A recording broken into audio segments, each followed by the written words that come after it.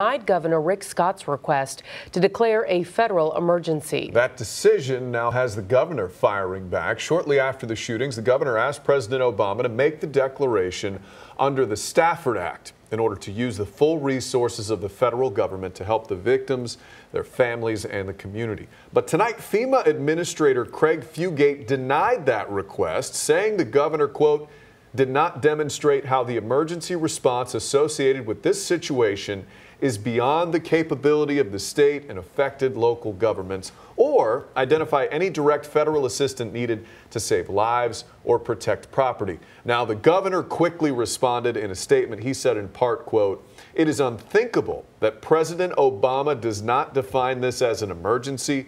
We are committing every state resource possible to help the victims and community heal, and we expect the same from the federal government." So far, no response from the White House. Also denied tonight, new plans to curb gun sales. The Senate defeated 4 separate proposals. Republicans turned down Democratic plans to expand background checks on guns bought online and at gun shows, and a proposal that would have stopped people on the no-fly list and terror watch list from buying guns.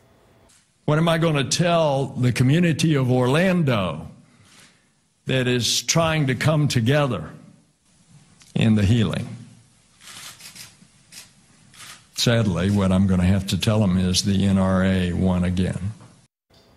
Meanwhile, the Democrats stopped Republican proposals that would have required a court order showing probable cause to block a gun sale, and a plan that would allow the mentally ill to challenge their diagnosis in order to buy guns.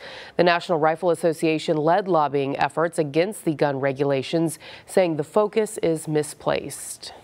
Funerals for the 49 continue. Today, family and friends said goodbye to Brenda McCool, a mom of 11, killed while spending a night out at Pulse with one of her sons. Mayor Dyer is making sure the city of Orlando will honor her for years to come.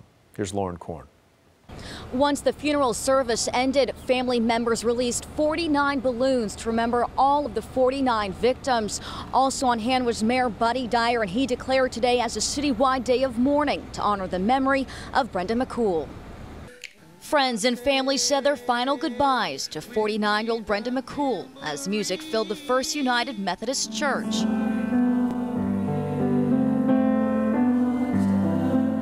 Her children taking turns talking about their mother. Mayor Buddy Dyer also talking about her bravery. Our community continues to grieve and heal, and we will be stronger because of people like Brenda. We'll never forget Brenda.